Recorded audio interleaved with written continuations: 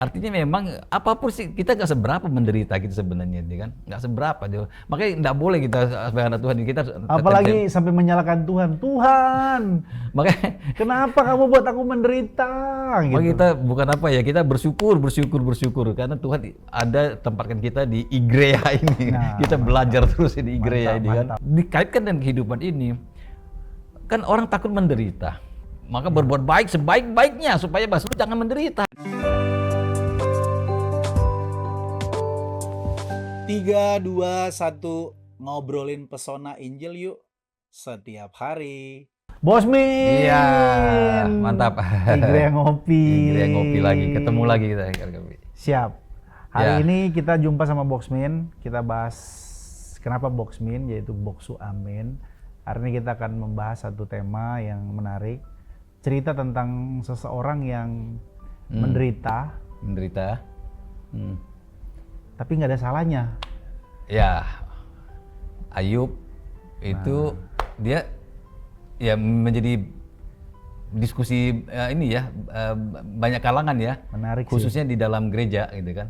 Ayub pasal pertama ayat 1 itu dikatakan gini, ada seorang laki-laki di tanah Uz bernama Ayub. Orang itu saleh, satu, jujur, ia takut akan Allah Dan menjauhi kejahatan.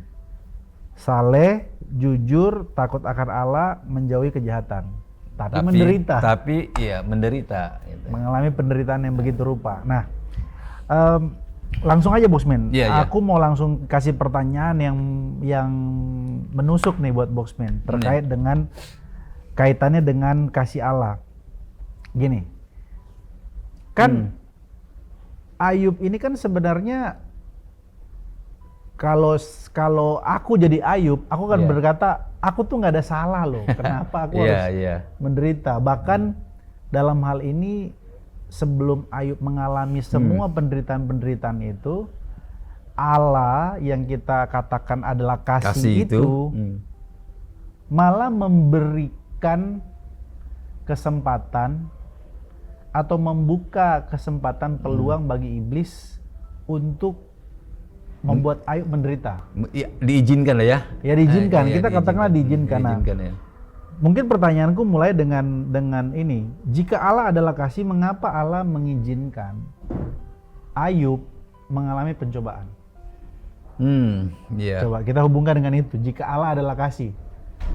Ya, karena memang mungkin kita harus melihat dari perspektif universal ya. Oke.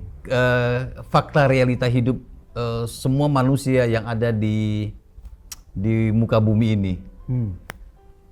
Sebenarnya Tuhan ingin memberikan informasi, memberitahu kepada siapapun juga yang ada di dunia ini itu pasti tidak jauh daripada hal-hal yang kita tidak inginkan. Oke. Ya, hal-hal yang kita tidak inginkan, apa itu hal yang tidak diinginkan? Iya, kesulitan hidup, masalah, ya endingnya penderitaan. Jadi semua orang di dunia ini, di muka bumi ini pasti tidak mau bahkan menghindarinya. Justru dengan kejadian seperti yang kita baca di Ayub itu Tuhan izinkan, artinya Tuhan ingin memberitahu kepada kita ya orang percaya ya, bahwa penderitaan itu sudah pasti akan dialami oleh setiap orang. Baik orang percaya, non Kristen akan mengerti. Tapi bedanya bedanya kita sebagai anak Tuhan pasti ada bedanya dong. Bukan beda dia penderitaan ini lebih ringan atau lebih berat, enggak. Bedanya itu manusia batinianya yang beda. Ada bentuk-bentuk persekutuan dengan Allah yang unseen, enggak kelihatan. Even misalnya contoh Ayub sendiri itu mengalami tanda tanya besar ya. Why? Kenapa ya? Mengapa harus terjadi? Nah sebenarnya dibalik semuanya itu bukan Allah menskenario, bukan ya. Allah ingin menunjukkan bahwa Allah itu kasih. Tanpa kamu tahu pun aku udah menyertai kamu. Tanpa kamu tahu aku menyertai kamu. Bahkan bahkan berulang-ulang kan Allah yang mengajukan pertanyaan kepada iblis, kamu dari mana? Ya. Apakah kamu perhatikan hambaku Ayub? Berarti Allah memperhatikan gitu loh. Allah memperhatikan Ayub itu sebenarnya. Nah, artinya memang saudara-saudara, penderitaan itu bukan hal yang menakutkan sebenarnya. Kalau kita belajar ya, kalau kita mau belajar lebih dewasa lagi sedikit di pemahaman kekristenan, lebih dewasa dikit lah ya. Jadi artinya penderitaan itu bukan hal yang menakutkan gitu ya, bukan seperti makanya orang kalau nggak mau belajar terlalu dalam dengan kebenaran, sehingga ada stigma ya, tuduhan ya. Pasti kamu ada salah tuh, ada dosanya gitu kan. Pasti kamu ada ini kan sudah umum ya, pasti ada salahnya nih gitu.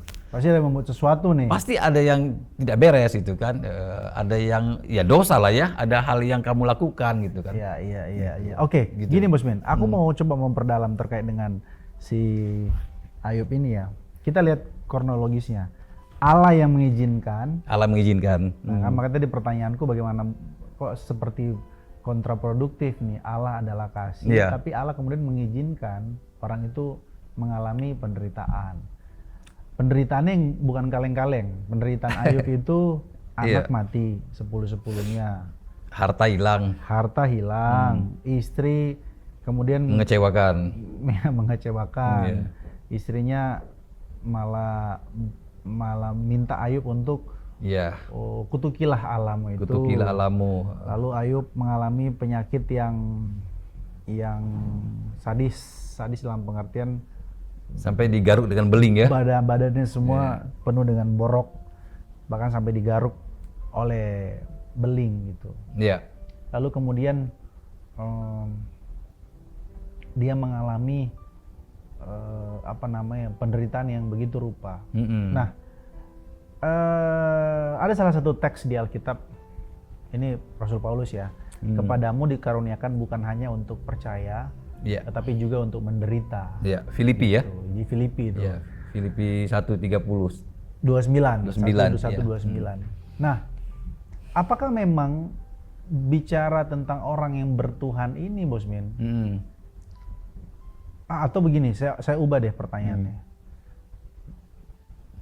Penderitaan itu bagian dari kehidupan orang percaya, karena sudah dikatakan bahwa kepadamu tidak hanya dikaruniakan untuk percaya, tapi untuk menderita. Nah, bagaimana membangun awareness atau kesadaran seseorang bahwa penderitaan itu adalah sesuatu yang bahwa penderitaan itu bagian dari kasih Allah kepada seseorang. Coba Bosmin bisa elaborasi nggak dari Ayub? Bukan tidak serta-merta karena dosa seseorang. Kan kemudian Ayub kan ditemani oleh teman-temannya 7 hari 7 malam di Abu. Pertamanya diam ya. Diam 7 hari 7 malam ya kan? Setelah 7 hari 7 malam dia ngomong. Setelah dia ngomong itu kayaknya kamu buat dosa deh Ayub. Makanya kamu jadi seperti ini. Marah kan Ayub?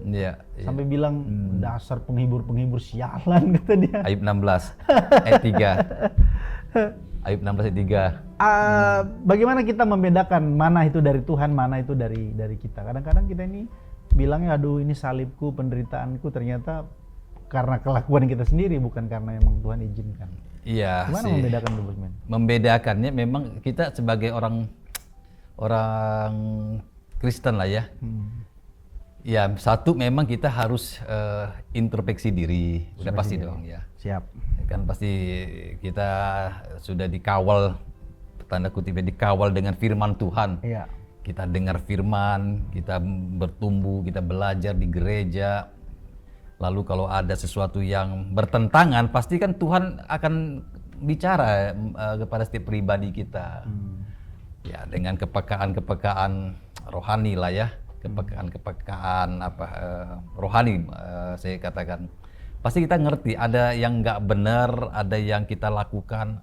Harusnya sebagai anak Tuhan itu udah nggak usah ragu, pasti ngerti kita. Pasti kita ada sesuatu yang kita nggak berkenan. Makanya mengapa kita perlu hidup dalam doa, hidup dalam kerohanian standarnya Tuhan lah ya, bukan karena legalitas, bukan karena harus wajib, tapi memang ada relasi dengan Tuhan yang intens ya, ada relasi dengan Tuhan yang sudah menjadi lifestyle-nya kita sebagai anak Tuhan. Toh kalau terjadi sesuatu dalam hidup kita, kita pasti ngerti. Kalau di luar kemampuan, di luar kesalahan kita, nah ini apa yang terjadi dalam hidup kita, saya ingin mengatakan gini, kita tidak boleh terlalu cepat menuduh, wah ada apa ini ya, ada apa nih, saya ada salah apa ini. Nah, paham. Maksud saya kita tidak ke situ dulu ya, paling tidak kita melihat ini, kalau pun ada masalah yang, misalnya contoh apa sih masalah kita? Kalau orang bisnis lah katakan ya, orang bisnis bangkrut atau dia salah ambil keputusan, saya pikir terlalu cepat ya kita bawa ke arah ke Tuhan ya. Maksudnya ada masalah apa dengan pribadi dengan Tuhan ya, terlalu cepat, itu kan hal yang umum gitu. Misalnya masalah apa misalnya, kalau memang Ayub ini kan ekstrim nih ya, tiba-tiba ya tanpa ada apa namanya tanda-tanda, lalu penjarahan terjadi di ladangnya, di peternakannya, lalu beberapa saat kemudian dapat informasi anaknya 10-10-nya itu tiba-tiba meninggal karena bencana, ada angin dari timur lah, dari barat gitu kan. Tiba-tiba ambruk rumahnya, langsung semuanya hilang gitu kan. Nah, ya kalau memang kisah Ayub ini memang menunjukkan betapa ekstrim ini penderitaan ini, mungkin belum pernah ada yang alami seperti itu ya. Nggak ada seperti, tapi intinya adalah Ayub pun bisa mengalami penderitaan. Nah, cuman untuk membedakannya, bagaimana nih membedakannya penderitaan orang nggak percaya Tuhan, percaya Tuhan. Memang ya tidak bisa diukur dengan kalau yang percaya Tuhan lebih ringan, kalau nggak percaya lebih berat. Nggak juga, ternyata nggak ke situ. Itu diizinkan Ayub malah lebih ekstrim ya penderitaannya. Tapi di mana kita melihat kasih Allah di situ? Justru kasih Allah itu, di situ kita melihat kasih Allah itu di luar nalar, di luar pengertian, di luar istilahnya, di luar doktrinnya Ayub. Makanya Ayub selalu berargumen, aku tidak bersalah di hadapan Tuhan gitu kan. Sampai tadi teman-temannya bilang, kamu pasti ada sesuatu. Sampai Ayub pasal berapa itu? Pasal 3 sampai 41 sampai 39 ya. Itu perdebatan sengit, perdebatan teologis sebenarnya, itu perdebatan doktrin di situ, karena terkait dengan teman-temannya ini, yang 3 orang ini memberikan realita, argumen bahwa orang benar tidak mungkin akan dihukum, akan mengalami penderitaan gitu. Nah, Ayub justru menunjukkan aku tidak bersalah terus sampai selesai. Nah, semua dibalik semua di mana kasih Allah sebenarnya? Kasih Allah itu Allah memperhatikan Ayub, walaupun Ayub menderita, Allah memperhatikan Ayub. Sebenarnya di luar pemahaman Ayub, Allah memperhatikan Ayub. Allah ada dalam kehidupan Ayub. Di luar pemahaman Ayub, karena Ayub kan beribadah, dia berpikirnya Ayub, aku beribadah, aku berikan korban, jangan sampai Allah menghukum aku. Tapi justru Allah menepis semuanya itu. Justru Allah bukan menghukum ya, Allah tunjukkan penderitaan itu bukan karena hukuman.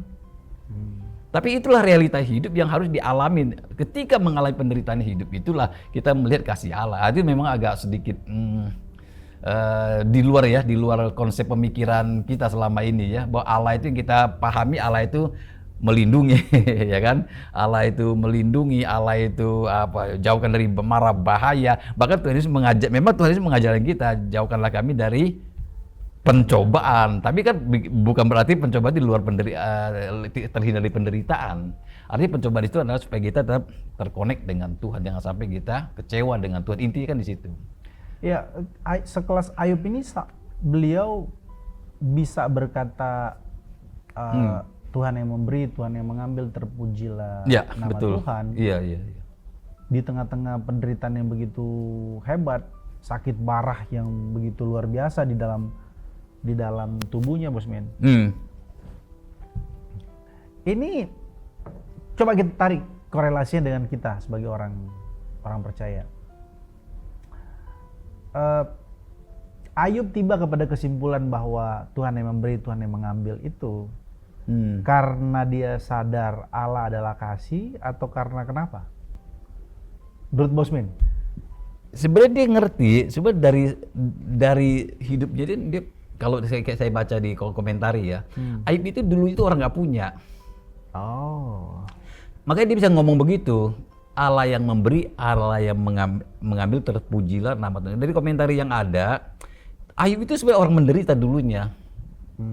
Ya tapi ya itu tafsiran ya, penderita, sehingga dia bisa punya pemahaman begitu karena dia tahu, dia sadar dia tuh nggak punya apa-apa sebenarnya dari awalnya. Ketika dia sukses, dia berhasil dan dia mengalami musibah atau tragedi seperti ini sehingga dia mempunyai pengakuan bahwa Tuhan itu yang berhak mengambil, Tuhan yang memberi, Tuhan yang mengambil. Mungkin situ. Oke, mungkin itu angle lain lah ya. Aku pengen tahu lebih jauh terkait dengan Ayub tiba kepada kesimpulan ini, Bosmin, bahwa tidak ada rancangan atau rencana Tuhan yang akan gagal. Waktu Ayub berkeluh kesah kepada Tuhan, aku ini kan orang yang tidak bersalah, aku ini tidak berbuat dosa.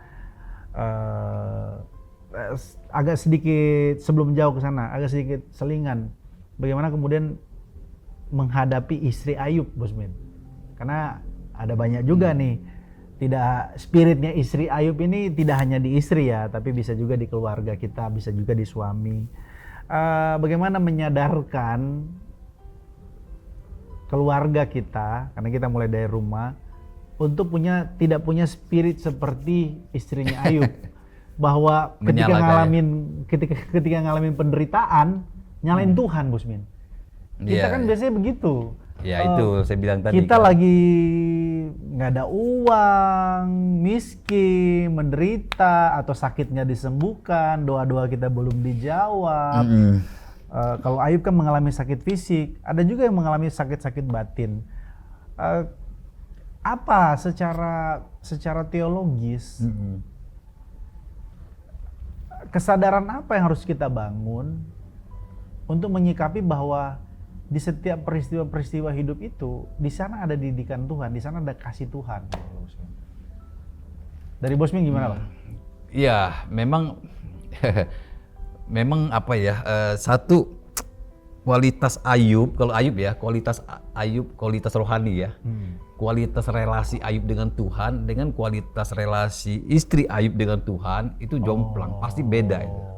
Dan memang kalau masuk ke orang kalau tidak ada relasi dengan Tuhan ya, nggak ada hubungan pribadi dengan Tuhan, apalah ya, nggak ada persekutuan yang dengan Tuhan, cenderung akan pasti seperti istri Ayub ini.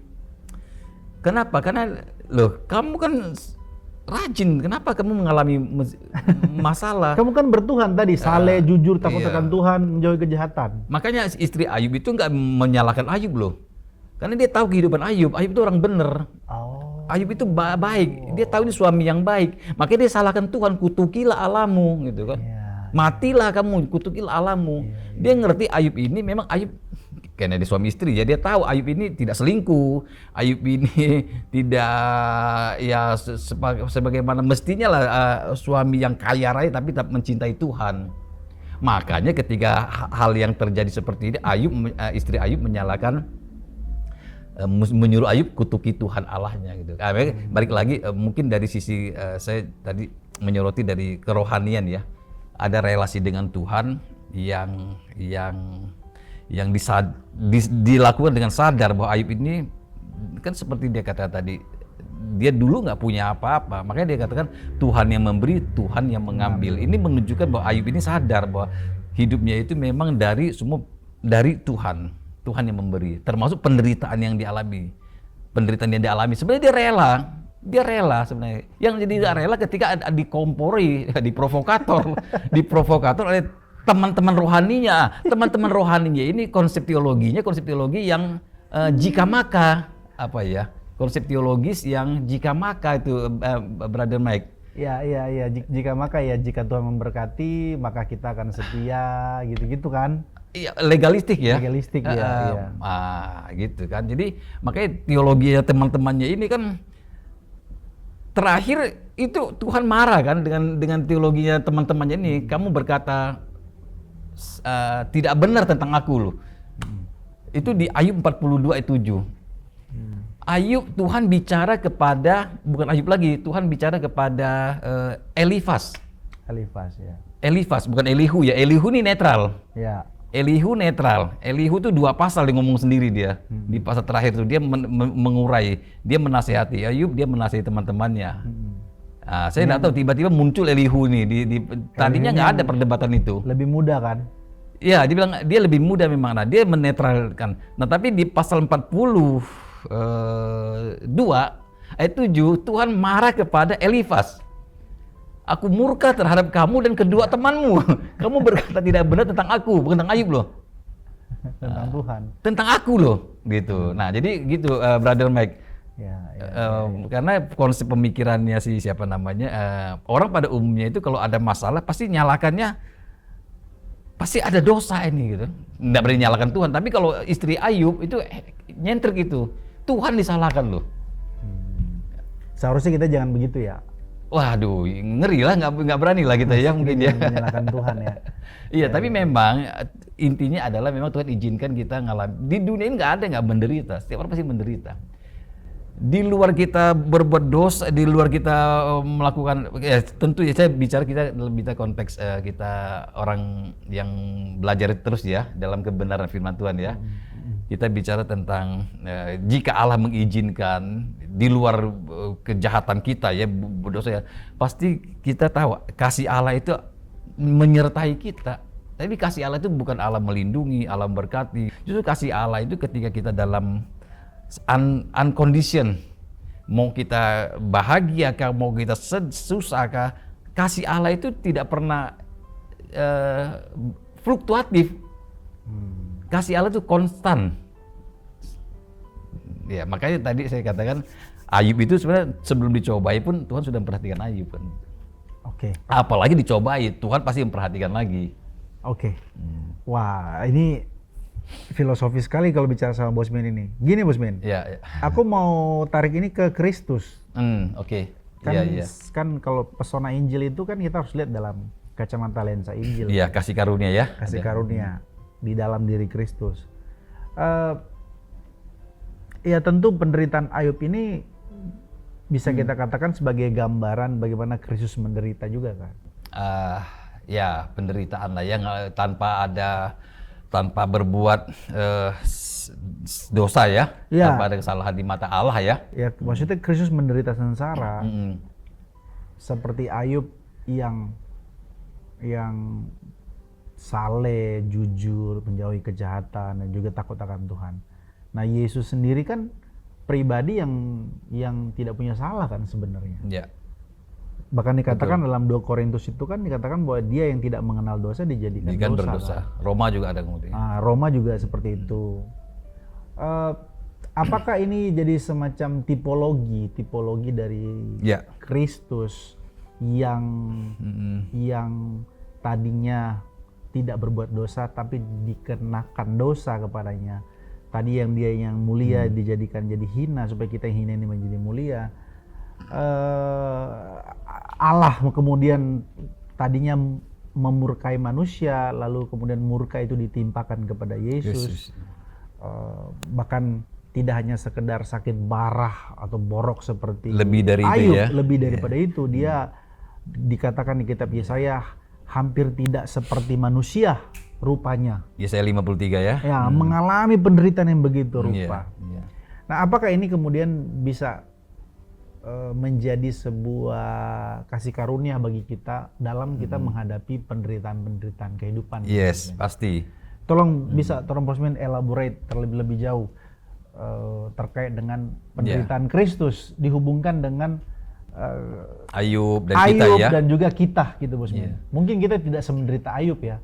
Tapi minimal kita dapat esensi dari penderitaan itu. Kristus sudah menderita lebih dulu dibanding kita gitu. Amin, betul. Bisa tolong di elaborate, dikembangkan Bosman. Ya, artinya kalau kita mengalami yang kita tidak inginkan ya seperti pendahuluan tadi ya, ketika kita ada di bawah sakit, miskin, whatever lah. Intinya penderitaan. Di PHK gitu. Iya, whatever lah itu ya. Sekarang lagi susah banget gitu. Iya. Selalu ada penghiburan dari Tuhan gitu loh. Selalu ada penghiburan dari Tuhan. Roh Kudus ya akan, sebagai anak Tuhan lah ya, Roh Kudus pasti akan menuntun kita. Seperti di Ibrani bilang, kalau kamu belum mencucurkan darah kan gitu. Pandanglah siapa? Pandanglah Kristus. Bukan pandanglah pendeta kan.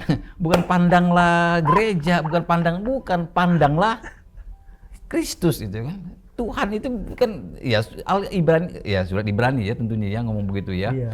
Artinya memang apapun sih kita nggak seberapa menderita kita sebenarnya, kan? Nggak seberapa juga. Makanya nggak boleh kita sebagai anak Tuhan kita. Apalagi sampai menyalahkan Tuhan. Tuhan, makanya kenapa kamu buat aku menderita? Gitu. Makanya kita bukan apa ya, kita bersyukur karena Tuhan ada tempatkan kita di Igrea ini. Nah, kita belajar terus di Igrea ini kan. Mantap. Iya, Tuhan tempatkan kita di sini. Ya kan memang kita harus belajar kan, kita harus belajar. Artinya apa yang mau kita pelajari sebenarnya? Iya, dikaitkan dengan kehidupan ini. Kan orang takut menderita. Pasti orang takut menderita. Apalagi orang Tionghoa itu kan kalau ngomongnya menderita tuh dihindari, sejauh mungkin dihindari. Maka berbuat baik sebaik-baiknya supaya lu jangan menderita gitu kan. Kan begitu filosofinya. Gitu. Tapi kan kalau saya bilang tanpa kasih itu nggak ada gunanya juga. Gunanya, tanpa Kristus. Oke, balik lagi jadi gini. Jadi ketika kita mengalami penderitaan, kita mengalami apapun juga, iya kita ada Tuhan kan. Ada Tuhan yang unseen, saya bilang nggak kelihatan, tapi ada Tuhan itu. Di situlah membuktikan kita, I love you God. Gitu. Wow. Aku mengasihi Tuhan. Kalau hanya bisa tepuk tangan, nyanyi, happy, ya itu mudah lah ya. Tapi ketika ada pergumulan, bahkan kita silent pun orang nggak tahu pun nggak apa-apa. Tapi Tuhan kan tahu. Nggak usah kita gembar-gemborkan juga, aku lagi menderita nih. Atau ujung-ujungnya pinjam duit, nah itu juga lu nggak apa. Bosman, terakhir. Ya, terakhir.